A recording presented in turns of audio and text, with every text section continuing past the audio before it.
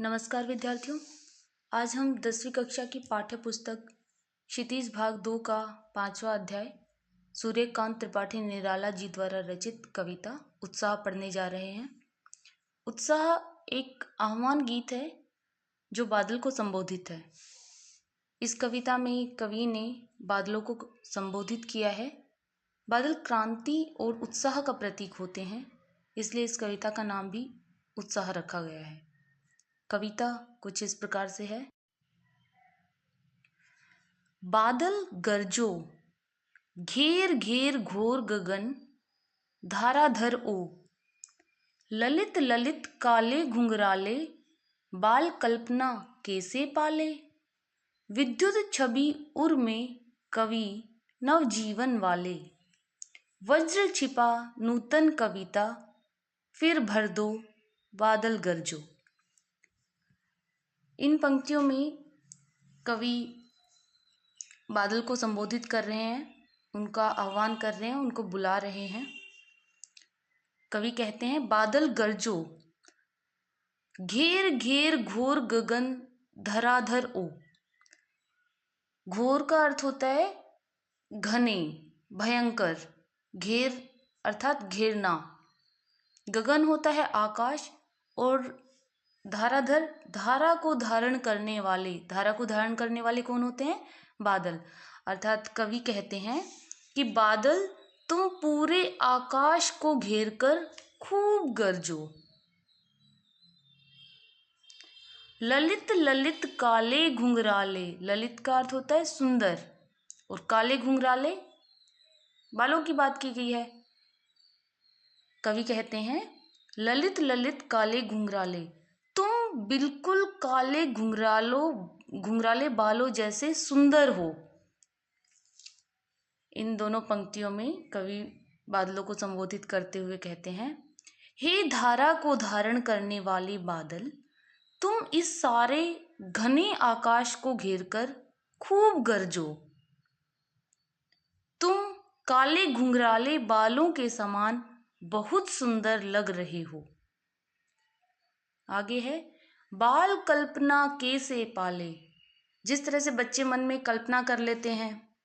कल्पना कैसे करते हैं? घर बनाते हैं, छोटे छोटे घर बना लेते हैं, खाने का ऐसे ही सामान रख लेते हैं, कुछ भी हमारा खाने का सामान है, इस तरह से। तो यहाँ पे कवि कहते हैं, कवि बादल को बच्चे की कल्पना के समान पाले हुए लग रहे हो, ऐसा कहते हैं। अर्थात बहुत सुंदर लग रहे हो। कवि बादलों को कहते हैं कि आप बच्चे की कल्पना के समान पाले हुए लग रहे हो।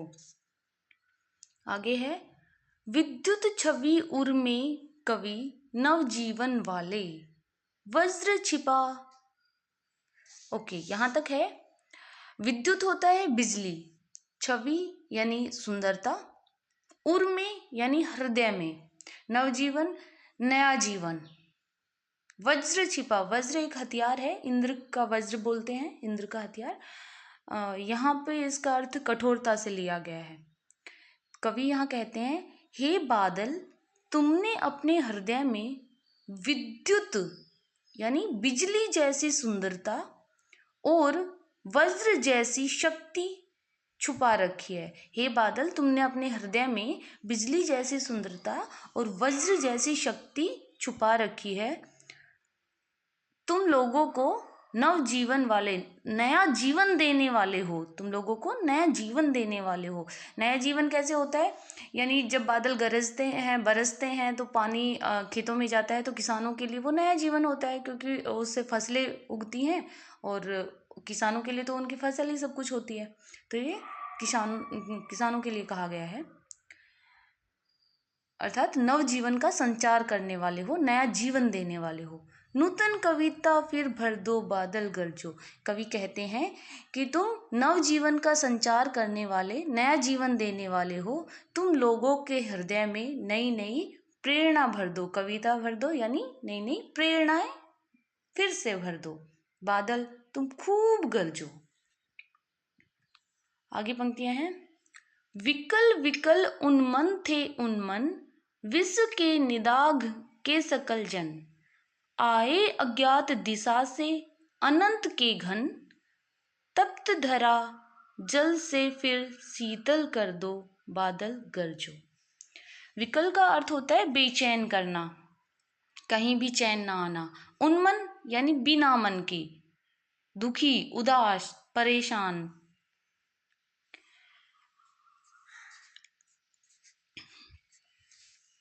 अच्छा, यहाँ पे आगे है विश्व के निदाघ। निदाघ का अर्थ होता है गर्मी, और शकल, सकल का अर्थ होता है सभी, सारे, जन होते हैं लोग। तो यहाँ पे कवि कहते हैं विकल विकल उन्मन थे उन्मन, विश्व के निदाघ के सकल जन।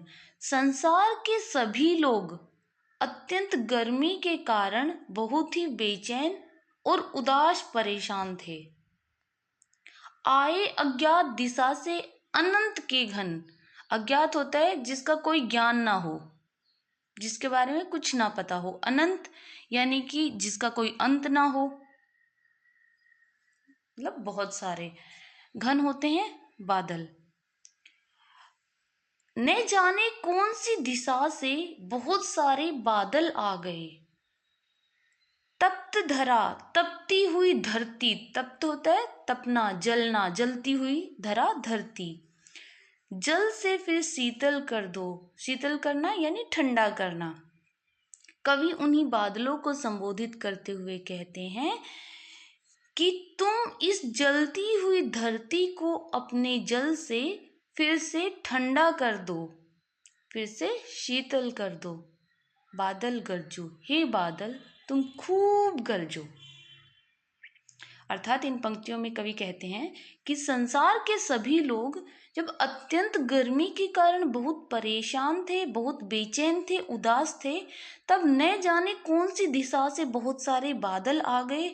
उन्हीं बादलों को कवि कहते हैं कि तुम इस जलती हुई धरती पर अपने जलती हुई धरती पर बरसो और अपने जल से इस जलती हुई धरती को ठंडा कर दो, शीतल कर दो। हे बादल तुम खूब गरजो। इन दोनों अंतरों में, दोनों पैराग्राफ में क्या बताया गया है? कवि बादलों को संबोधित करते हुए कहते हैं कि हे बादल तुम पूरे आकाश को घेर कर खूब गरजो। तुम बिल्कुल काले घुंघराले बालों जैसे सुंदर लग रहे हो और किसी बच्चे की कल्पना के समान पाले हुए लग रहे हो। तुम्हारे अंदर बिजली की सुंदरता और वज्र की शक्ति है जो तुमने अपने हृदय में छुपा रखी है। तुम लोगों को नया जीवन देने वाले हो और लोगों के हृदय में नई नई प्रेरणाएं भर दो। आगे कवि कहते हैं कि संसार के सभी लोग अत्यंत गर्मी के कारण बहुत बेचैन और उदास परेशान थे। नहीं जाने कौन सी दिशा से बहुत सारे बादल आए। कवि उनको बादलों को कहते हैं कि तुम इस जलती हुई धरती को अपने जल से फिर से ठंडा और शीतल कर दो। हे बादल तुम खूब गरजो। आशा आपको व्याख्या समझ आई होगी। धन्यवाद।